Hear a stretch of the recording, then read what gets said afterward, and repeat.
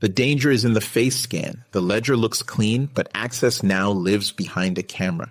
When the gate keeps your cash, the system isn't just numbers, it's rules. I don't like the shape of this, and you're about to hear why. Pause for a coffee. Because this mix is strong. On one side, a modern cashless plan and a tidy headline about less fraud. On the other, mass account deletions, foreign residents scrambling, and a hard line on high-value transfers. It's like sipping an espresso while the ATM asks for your face in perfect lighting, and you're standing under a flickering bulb. This wasn't a side note, it became the book. Look at this. Vietnam didn't just tighten app security. It tied money movement to live biometrics. Transfers at or above 10 million dong need a face match. And if your day's total crosses 20 million, you scan again. The rule went live July 1st, 2024. Enforcement broadened through 2025. The tidy column you see isn't the system you feel. It's a gate with new hinges. Think of this like a bright lobby with hidden doors. Walk in and you see convenience. Step into the service hall and you find deletion schedules, grace windows, and device change checks. The lights run smooth until an update hits on the day you need rent.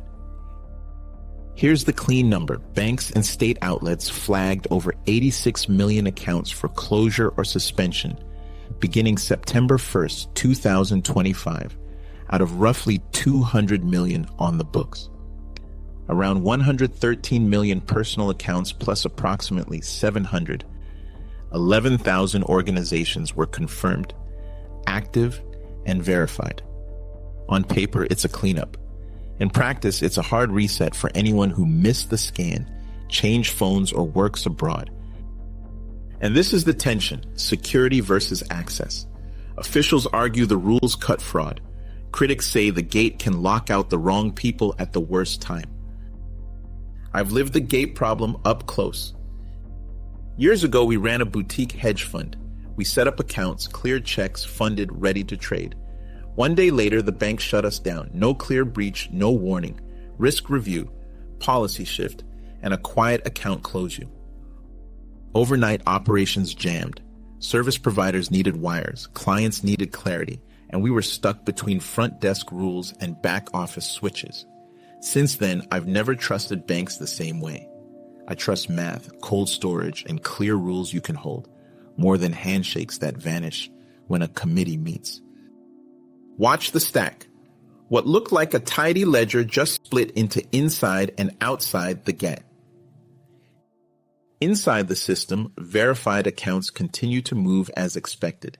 A massive tail of records faces sunset or long locks. That divide isn't abstract.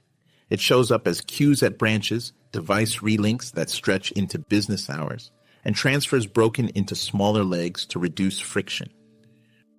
When a selfie check fails during a phone swap, access can shift from available to fenced in a single tap.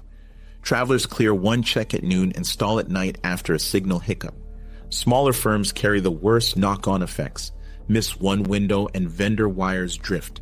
Drift turns into fee calls tighten cash. People adjust how they manage money. They save more in digital wallets, keep extra cash, and delay payments. Big financial decisions happen less often. Smaller, cautious ones increase. Behavior changes first, then the data reflects it. The rules that bite aren't in the buzzwords, they're in the thresholds. Two limits shape behavior. A single move at 10 million Vietnamese dong or a day's total above 20 million Vietnamese dong triggers live face checks. That pushes owners to slice outflows, staff to spend time on gates rather than work, and travelers to think twice before moving larger sums on the road. Old devices and weak internet connections lead to more failed login attempts. A good system includes backup options, clear retry paths, and human support for tricky cases, so honest users can get through without wasting a whole day. Without that, problems pile up. Things work fine until they don't, and then users start trying to beat the system instead of trusting it. For small businesses, the real cost is time. Every extra step eats away an hour here and there. With just a few employees, a normal week of paying bills turns into a complex schedule of identity checks. If you want to know why the gate got heavier, follow the fraud. A major fraud ring used AI-generated faces to bypass identity checks and move about 1 trillion Vietnamese dong through a network of accounts. About 1,000 accounts were frozen. Just one case like this can quickly change the rules. But good security isn't just one big wall, it's made of layers. Things like small, real-time prompts to prove you're human, risk scores that spot suspicious devices, limits based on behavior, not just names. When you strengthen one layer, fraudsters change tactics, moving from fake photos to live, AI-generated ones. That's why speed matters when fixing mistakes, too.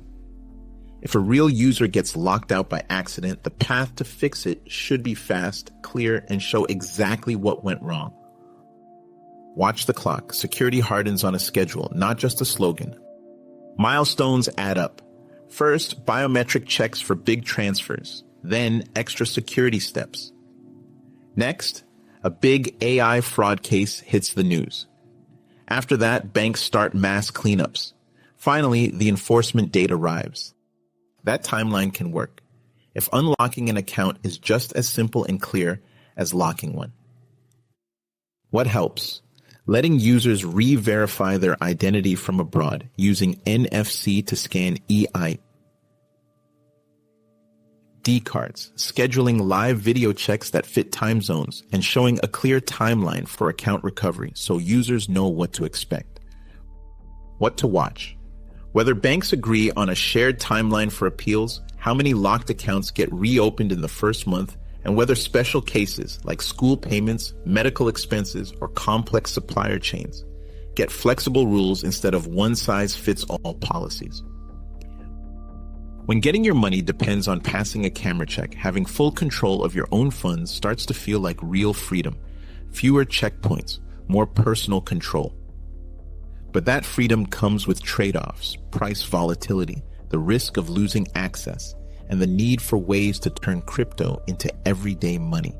In short, fewer gatekeepers, but more personal responsibility.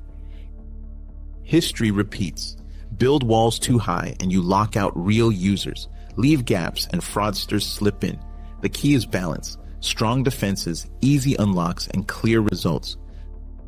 Control cuts both ways. Lose your seed phrase and your vault is gone. No counter, no call center. Think like an operator, not a tourist. Best practice is layers. A small hot wallet for daily use. The bulk in cold storage, never online. Seed phrases split into pieces, stored in different places. And a steel backup that survives fire and time. Add guardrails. Use 2 out of 3 multi-sig. 1 key offline with you, 1 locked in a safe place, 1 with a trusted third party. Add time delays, so if thieves move, you still have time to react. On and off ramps matter as much as the coins. Use more than 1 exchange, more than 1 debit route, more than 1 way to turn crypto into rent. If one fails, the others keep life moving. Stablecoins can smooth volatility for a short time, but they come with issuer and rule risks.